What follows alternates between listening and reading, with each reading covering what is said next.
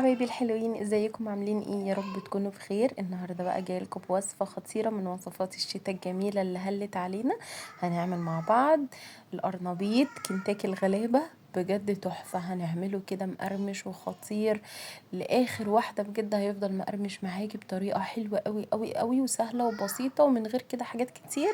تابعوا معايا الفيديو الحلو ده عشان تشوفوا القرنبيط العسل ده اتعمل ازاي. لكل محبين القرنبيط بجد طريقته حلوة وطعمه خطير، بشاير الشتاء كده بتبقى تحفة. بصوا من بره مقرمش ومن جوه قلبه كده طري وجميل وخطير، والتتبيلة تحفة. طريقته سهلة وبسيطة خالص. حبيت اشارك معاكم الفيديو، ما تنسونيش باللايك. ويلا بينا بقى بسرعة على الطريقة الحلوة دي ونشوف عملنا ازاي. اول حاجة انا جبت قرنبيطة كده اي حجم طبعا تجيبيه، غسلتها كويس جدا جدا ونضفتها كده من اي طينة او اي حاجة، وقطعتها كده ثمرات صغيرة. انا بحب كده تبقى الثمرات صغيره ما تبقاش كبيره. عندي هنا ميه بتغلي، حطيت فيها ملح وكمون. في ناس بيحطوا لبن عشان يفضل لونه ابيض يعني وكده، فده براحتك. انا ما حطيتش لبن، حطيت بس ملح وكمون وميه بتغلي. وهنزل بقى في ايه، وردات القرنبيط كده زي ما انتم شايفين. زي ما قلت لكم انا بحبها كده صغيره، فبقطعها قطع صغيره. طبعا الحجم ده يرجع لك انت. هنا بعد ايه 5 دقايق بالظبط، 5 دقايق بالظبط، وبعد كده شلتها من الميه عشان ما تتهريش معايا. انا عايزاها تبقى مستويه وحلوه كده وفي نفس الوقت متماسكه زي ما انتم شايفين. طلعتها كده على مصفى وما حطيتهاش في ميه ساقعه ولا اي حاجه، هي بس مصفى وسبتها ايه. عايزه اقول لك ان هي بتكمل كمان سواها، بتبقى خطيره بجد والله. كانت متماسكه وما ما فرفتتش ولا اي حاجه. 5 دقايق بالظبط وطفيت عليها. هنا هنعمل الخلطه بتاعتها. عندي بيضه، عندي كوبايه دقيق، عندي معلقتين كبار نشا، تمام. وعندي هنا كوبايه حطيت ربعها ميه وبقيتها ميه دافيه، ربعها لبن سوري، وكملت بقيتها ميه دافيه. يبقى بيضه، كوبايه دقيق، معلقتين نشا، ربع كوبايه لبن، وكمليها ميه دافيه عادي. حطيت بابريكا، كمون، كزبره، فلفل اسود طبعا، وهزود ملح. وحطيت كمان مرقه خضار فوريه بس ما ظهرتش معاكم، وزودت كمان ملح. هقلب كده الكلام الجميل ده. الخلطة بجد كانت خطيرة وطعمها لذيذ جدا وحلوة قوي. وهقول لكم كمان في الاخر الخلطة اللي بتتبقى دي انا بعمل فيها ايه. عندي هنا معلقة كده مفرومة حلوة من الثوم، وطبعا شطة حسب الرغبة. وحطيت كمان معلقة صغيرة من البيكنج باودر عشان تبقى هشة كده معايا وطعمها حلو. هقلب كده الكلام الجميل ده مع بعض. وعندي هنا ربطة من البقدونس، فرمتها كويس ونزلت بيها اهو زي ما انتوا شايفين. عايزة قوامها يبقى زي ما انتوا شايفين كده. انا زودتها حبة مية كمان صغيرين عشان ما تبقاش تقيلة قوي ولا خفيفة قوي، عشان تمسك على القرنبيط زي ما انتوا شايفين. عندي هنا الخلطة التانية بقى، السر بقى كله في الخلطة التحفة دي.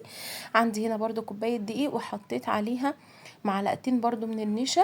ده الكفر الاخير اللي هيخليها مقرمشة. كوباية دقيق قلت لكم زي ما قلت لكم عليها معلقتين نشا، عليها بابريكا، عليها ملح. مش هحط اكتر من كده. وهحط كمان معلقة صغيرة من البيكنج باودر برضو. حابة بقى تزودي بهارات كمون كزبرة براحتك مفيش مشكلة، بس انا استكفيت كده بالايه بالبابريكا بالملح. ومعلقة صغيرة من البيكنج باودر. هاخد كده القرنبيط بتاعي التحفة. بصوا بصوا ده ماسك ازاي، الخلطة حلوة قوي وسمكها حلو. هحطها بقى في الخلطة السايلة، وبعد كده هحطها في الدقيق زي ما انتوا شايفين، الدقيق والنشا. وبعد كده هخرجها. هتديني قرمشة حتى لو قعدت معاكي لتاني يوم، بجد هتبقى مقرمشة وطعمها خطير. انا كمان من الناس اللي بحب قوي القرنبيط يبات في التلاجة واكله تاني يوم، بجد بيبقى تحفة قوي. انا بعشق القرنبيط كده، اول ما بينزل بحب قوي قوي قوي اجيبه واعمله. بحس بفرحة كده، بيبقى طعمه حلو وخطير قوي. طريقته سهلة وبسيطة خالص، وبجد بجد طعمه بيبقى تحفة. عايزة اقول لكم ان هو مفيد كمان جدا جدا. بجد جربوا الوصفة دي او الطريقة دي، بجد هتعجبكم جدا وبيفضل مقرمش. عايزة اقول لكم ان انا كمان كنت ساعات الكفر الاخير ده كنت بعمله بالفيجيتار برضو، بيبقى طعمه تحفة. وده كمان خطير، يعني الخطوتين بجد حلوين جدا. اذا كنتي هتحطي فيجيتار في الاخر او دقيق بنشا بجد بيبقى خطير. هنا عندي زيت سخن، انا كنت قاليه بقى قبلها بطاطس وكده، فالزيت ده نضيفه زي الفل. هنزل بقى فيه بالقرنبيط التحفه ده، وهفضل اقلب كده عشان اخد لون تحفه ويبقى مقرمش، وهوريكم كمان بجد بيبقى حلو قوي. ده تاني كده حطيت الحطه الاولانيه وسبتها كده تحمر، وجيت عملت ايه حبه كمان.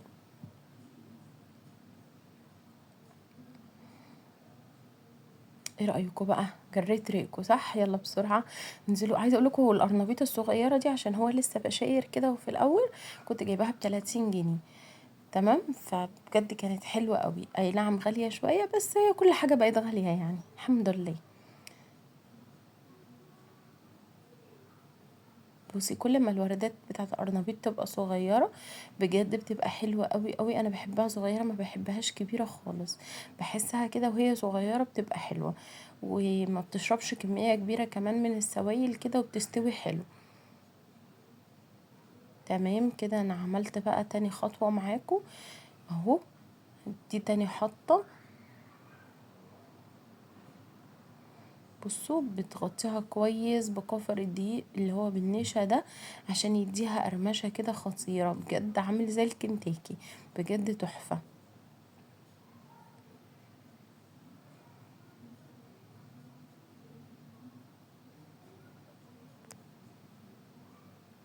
بصوا هنا بقى شكله لما ابتدى يحمر بجد كريسبي وحلو قوي وطعمه خطير.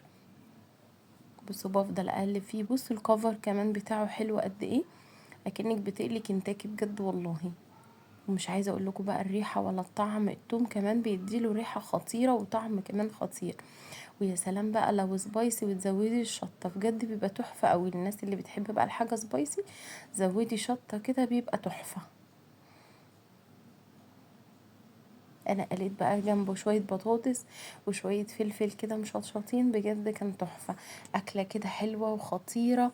انا هنا مطلعاه على مصفى عشان يفضل مقرمش معايا، نازل اي زيت زياده لو طلعته على مناديل بيطرى، فانا بحب احطه كده في المصفى الخطيره بتاعت مامتي دي. ف بصوا بطلعه كده على مصفى يصفي بقى اي زيت، وبيفضل مقرمش كمان وما بيبقاش طري خالص، غير لما تطلعيه على مناديل بيطرى. فاهماني؟ فحاولي تطلعيه على مصفى كده بيبقى حلو قوي. عايزه اقول لكم بقى مقرمش والله وخطير وتحفه وطعمه بجد جنان. ولا الريحه بجد انا جوعت تاني.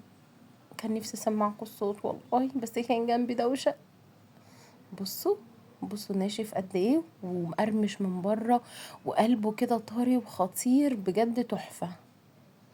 بصوا القرمشه بذمتكم مش عامل زي كنتاكي؟ ده كنتاكي الغلابه بقى. هنا بقى كنت خلصت طبعا الكمية بتاعتي. عايزة اقول لكم بقى الخلطة السايلة اللي بتتبقى في الاخر بيبقى كده فيه فتافيت قرنبيط يا جماعة. انا بهرسها كده مع الخلطة السايلة دي وبعملها قراص. مين بقى بيعمل الخطوة دي؟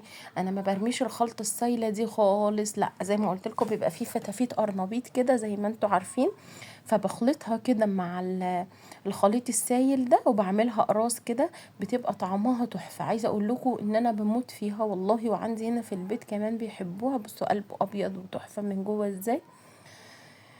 الاقراص دي بقى كانت اهالينا زمان كده بيعملوها لنا، كانت بتبقى تحفة. انا كمان بقيت اعملها، بهرس معاها كده فتافيت القرنبيط وبعملها قراص كده، وبتبقى متماسكة برضو طعمها خطير خطير خطير. اهي بصوا بصوا تحفة ازاي.